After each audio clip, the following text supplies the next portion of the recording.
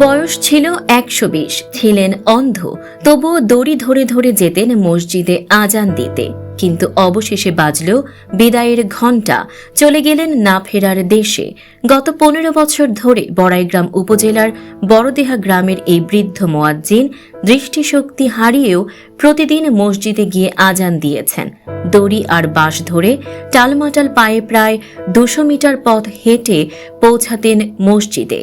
জানা যায়, এক দুর্ঘটনায় চোখের আলো হারানোর পরও ভেঙে পড়েননি তিনি।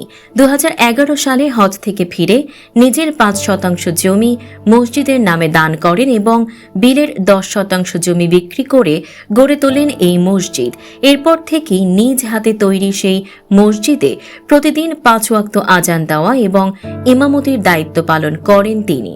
কিন্তু দৃষ্টিহীন আব্দুর রহমানের পক্ষে এই পথ পাড়ি দেওয়া ছিল অসম্ভব।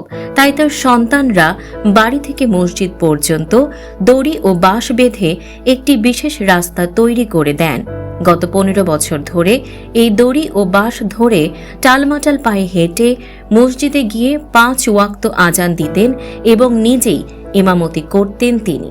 আশ্চর্যের বিষয় হল, এই কাজের জন্য তিনি কোনো পারিশ্রমিক নিতেন না।